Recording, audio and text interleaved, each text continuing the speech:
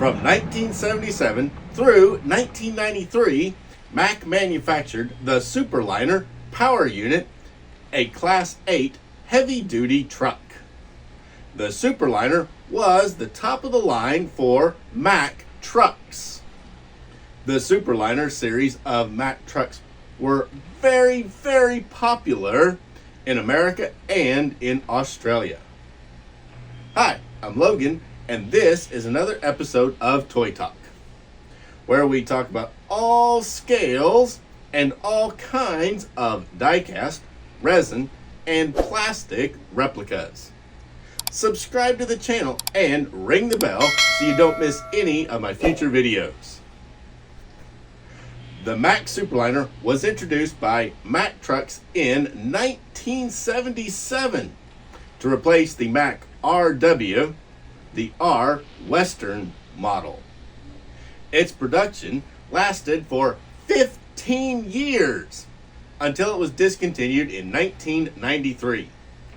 The model line was a conventional cab tractor configured primarily for highway and vocational applications, serving as the flagship conventional of the Mack product line in North America and Australia. Following its 1993 discontinuation, the Superliner was replaced by the CL700. Today, its closest equivalent is the Mack Anthem. Whoa! Back up the truck! This video is supposed to be about me. Really? About a cartoon truck? Why, yes. I am as important as the Mack Superliner. After all, I haul a movie star. Oh, really? And just who would that be? A very, very important race car.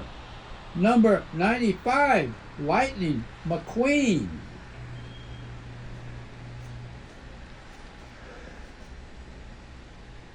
Have I been given the wrong script? You know I was to talk about the Mack Superliner, but not about a cartoon Superliner. Jeez, this is just confusing. I think I remember talking about the Mack Superliner in an earlier video. Have I got the right script? Let me think. No. Oops. Here is the right script. Well, really? Okay. Really? Are you sure that this is the right one? Definitely yes. Okay, will do. Sorry about the mix-up. I thought I had done the Mack Superliner before. If you missed that earlier presentation of the Mack Superliner, go watch it with the link down below. What I said about the Mack Superliner applies to the die-cast model in 24 scale of a Mack Superliner from the Disney Pixar movie Cars. Mack was painted bright red with the number 95 emblazoned on the side. He had the honor of transporting Piston Cup Series racing car number 95, Lightning McQueen. Drop your ideas as to why Pixar used the Mack Superliner to haul Lightning McQueen while all the other trucks were more modern aero-styled trucks. Later on, I will tell you if you were right. During one dark night, while transporting Lightning McQueen across country for his big Piston Cup runoff race in California, Mack falls asleep. When he nods off, he goes off the road and McQueen rolls out of the back door. Mack wakes up and keeps on trucking. Meanwhile, McQueen got left behind. Lightning McQueen then finds his way to Radiator Springs in beautiful Ornament Valley. Now, let's go on to the rock quarry and look at this Jada Mack Superliner in 24th scale that starred in the movie Cars, and compare the Jada model with the first year 64th scale Mack Superliner. And here we go. Let's go on and now compare the 124 scale Jada Mack Superliner to the 164 scale first year, DCP Superliner. Now, as you can tell, this is a cartoon character and has been stylized for the cartoon of World of Cars. This is a full replica of the Superliner, the real machine, and it's made to look pretty much just like it. It's not 100% accurate, but it's close enough. Now, it is a 1/64th, and this one is a 1/24th scale. You can note quite a bit of difference in the scale right there in size. That's just so much bigger than this one. And to know more about scales, grab my report down below on scales. You've also got right here the true correct style sleeper box on this one, the first gear, where it is a box that is mounted to the frame behind the cab. On Cars, the Jada one, it is integrated into the cab because it's the way they work in the movie. Now, everything is on this one is the way it was in the movie, as far as I can tell, except for maybe one little part which we never saw in the movie. Fuel tanks here are much bigger. These are more realistic. Battery boxes here on first gears, and no battery box or air tanks right there. It does have the similar turn signals on it, mounted on the fenders, and I'll get this out of the way so we can really see. It's got the same rectangular style headlights. Up on the hood, they both got a Mack Bulldog, and they both got Mack written out in the top of the grill.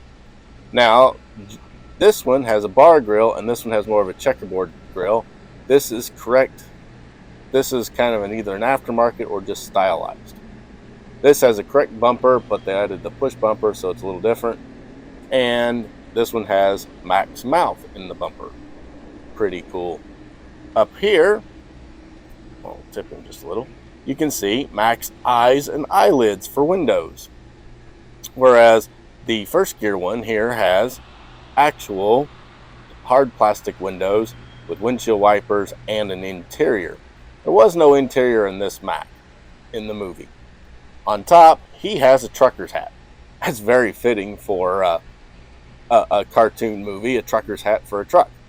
But it gives the visor, whereas this one has a true visor and a traditional style roof. This is the way the real one is. Now, let's go on and turn a little bit more. On the side, Mack has Mack written and nothing here. The first gear has Mack and the Superliner logo. That is correct. There are air cleaners on this one, and the hood does tilt.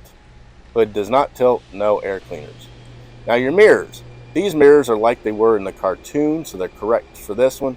But these mirrors with all the extra brackets on them are correct for a Superliner. Grab bar is here, whereas on this one it's back on the sleeper like the video. And you can see it's an integral style sleeper in the cartoon, which I'm sure is simply because that was a lot easier to draw than the box style. Correct placement of the exhaust stacks here, right on the back of the cab, right behind the door, whereas this one has them behind the sleeper. Correct for the movie though. Both have really nice 10-hole chrome wheels. I think these are a better looking wheel than the first gear because they got the floating axle hubcap and in the front. So I think these are a better looking wheel, but again, they're also a bigger wheel, so it's easier to do than this one, being the 24th scale. Both have soft rubber tires, but they're not entirely correct on their treads. This one has steer tread on the drives. This one has drive tread on the drives, but it has drive tread on the steers, and this one has steer tread on the steers. So they're both not perfectly accurate on their tire treads. But we know why they do that. You know, one tire tread is a whole lot easier than making two. This one has its air lines and electric lines hanging on a pogo stick. This one has them on the back of the cab. Brackets. This bracket is more accurate to the Superliner than this one. This one is the Volvo influence where they chop the corner off. Not really a Superliner accurate. Round brake lights, not correct. Rectangular with the little backup light inside, that is correct for a Superliner. They put a license plate back here. Not sure if Mack really had one, but they didn't put one here because normally semis run them on the front plate. They also put graphics on both mud flaps, which is very, very common to do that. Underneath, more detail, but basically the same. Overall, if you ask me, the makers of both of these trucks did a really nice job in replicating them. This one really looks just like the cartoon character with the functionality of it rolls, and this one looks really good as a very, very good replica of the real Superliner. The difference in scales is very evident. This one being 64th, this one's 124th, should be a lot bigger. Now, what do you guys think? Which one would you want in your collection? The real one in 64 scale by DCP, or the stylized cartoon character in 124 scale by Jada? Drop them down in the comments below. Well, that was an interesting comparison. Mack from the movie Cars was stylized to fit the animated landscape and feel of the movie, while the first gear model was an accurate portrayal of the real Mack Superliner. Now, I asked you earlier to drop your thoughts below in the comments as to why the producer chose a Mack Superliner. After all, by the time the movie Cars came out, the Superliner was just a memory on the highway. So, why would a movie set in the present day, well, in the year 2006, use such a classic truck? Well, simple. The director, John Lasseter's father, drove a Mack Superliner when John was a kid. He chose to give the starring truck role to a Mack Superliner as a tribute to his dad's truck. So now you know. Guys, the Mack from the movie Cars in 24th scale and the Mack from First Gear was in 64th scale. To know why the different scales and what items are most popular in the main scales die-cast models are made in, get my free report on scales with the link down below. Thanks for watching. Please go on and smash that like button, share this video, and subscribe to my channel for more great die-cast, product reviews, and histories of the real machines. I'm Logan, the 64th Gear Jammer Skeele, and I'll be back soon with another episode of Toy Talk. P.S. guys, if you haven't seen the Cars movies from Disney Pixar, I really suggest that you go on and rent and watch all 3 Cars movies.